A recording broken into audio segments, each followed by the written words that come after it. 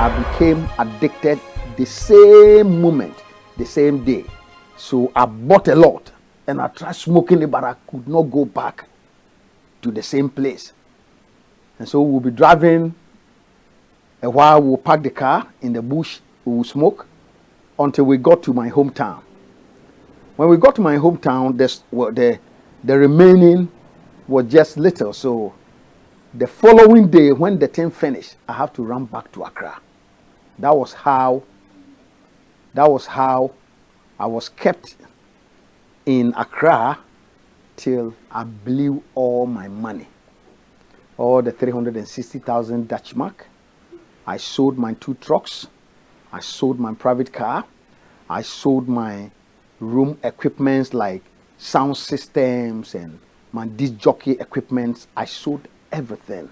Started selling my clothing, selling my shoes, selling my watches, my chains, my jewelry. I sold everything. I sold my shoes. I was left with only one shoe with holes inside. At his lowest he had ever been, he was ready to do anything to get a hit of cocaine. I remember one time there was this young man that was an evangelist, and this guy was a drug addict, became an evangelist, and had gone back on drugs. And so what he does is that he preaches in buses and also go to the homes of church members to minister to them. And the guy was good in deliverance. So he conducted a deliverance service for a lady that wanted to travel to Holland. So finally, I have to lie to the lady that I can help her travel outside. So all her monies, everything, we took the money, went to Tudu, buy the stuffs, and smoked. The guy was arrested and I escaped. I was desperate. I wanted to do something. I wanted to get money to smoke every day. And so I can do anything. I started in Togo. Togo, I was going to the ship's side to meet the captains of the ship, telling them stuffs. I'll be able to take them to town to actually pilot them in town to give them girls. So they will give me some money.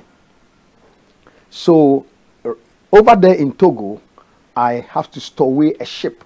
When I stowed away a ship, I was arrested in South African waters. And later, the police and the immigration came on board when we got to Madagascar. So when we got to Madagascar, I seek political asylum right in the ship.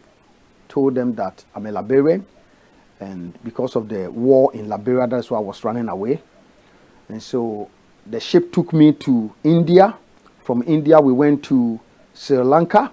So when we got to Sri Lanka, I have hidden my passport, my Ghanaian passport, in the ship, not knowing they have already found it out. They found out that I'm a Ghanaian. So they bought my ticket, everything, and, repatriated me from Sri Lanka to Ghana. And because I was wanted, I have to run away from Accra and went to hide myself in my hometown. After his stowaway experience, Ofori Atta landed back into the wrong hands. I met a group that was ready to sponsor me to carry cocaine to Canada. And I was ready to do it. And my passport and my visas were ready. My ticket was ready. But it was left with protection. So they were taking me from one juju to another juju. The intervention of a prophet led him to church where he was touched. Some of the things that he said about me, I've not told anybody. So I was a little moved by what he said. So he invited me to come to church the next day on Sunday. So I actually went to that church on Sunday, and I asked my nephew, who was 9 years old, to accompany me to church. So when we got there, the pastor preached. Nothing actually, touched me, because all my mind was on the stuff I have home, thinking about it. So when we closed, the pastor asked the congregation if anybody has something to say. Then this young boy, 9 years nephew that I went with lifted up his hands and quoted the scripture in Proverbs that says that there is a way that seemeth right in the sight of man, but the end thereof is death. And in fact, he quoted it in Akan language. So the whole thing was so touchy. And I didn't understand because this young guy didn't actually know what I was planning to do. And so right there, I knew God was talking to me. But I did not show anything in the church, even though I was sweating. And I left the church, went home. Whilst I was in my room, I kept on hearing the word. There is a way that seems right in the sight of man, but the end thereof is death. The word started haunting my life. And I could not actually handle myself until I went around looking for the pastor. So I went to the pastor's house and I narrated all the story to him, that I have a stuff home that I want to travel with. But I believe that the word that came through my nephew, God was speaking to me. Then he said, what do you mean? Then I explained. So the pastor said to me that he believed that God is speaking to me and God wants to save my life.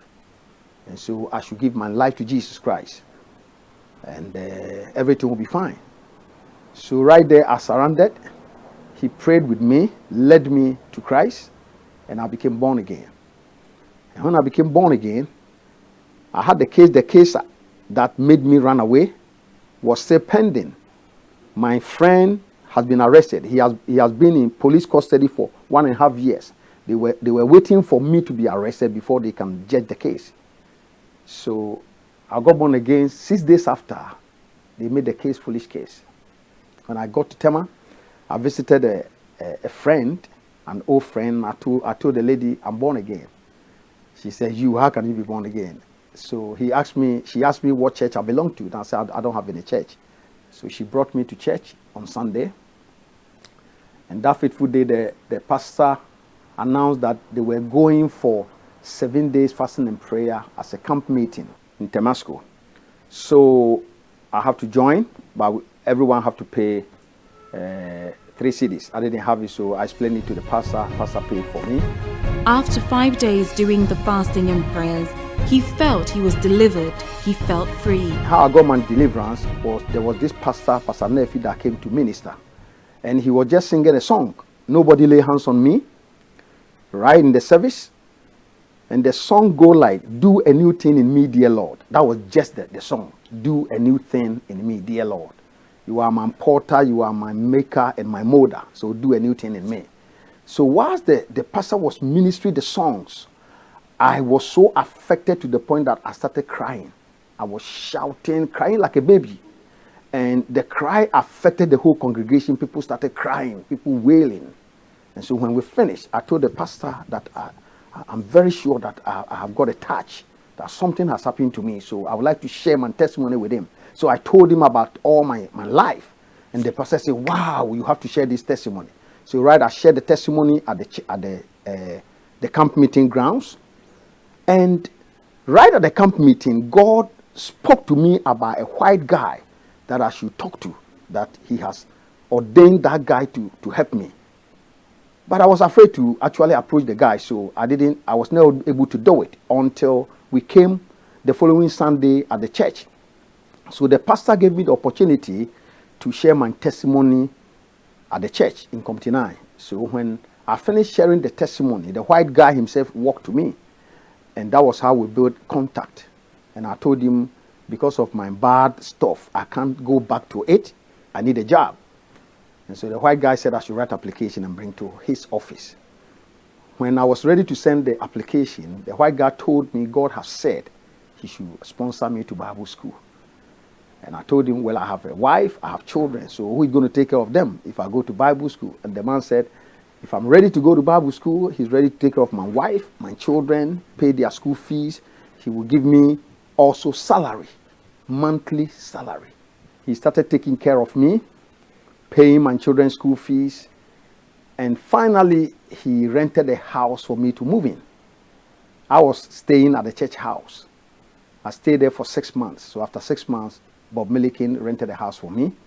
I was so transformed within 6 months that there were some ladies that used to minister to me when I was on drugs.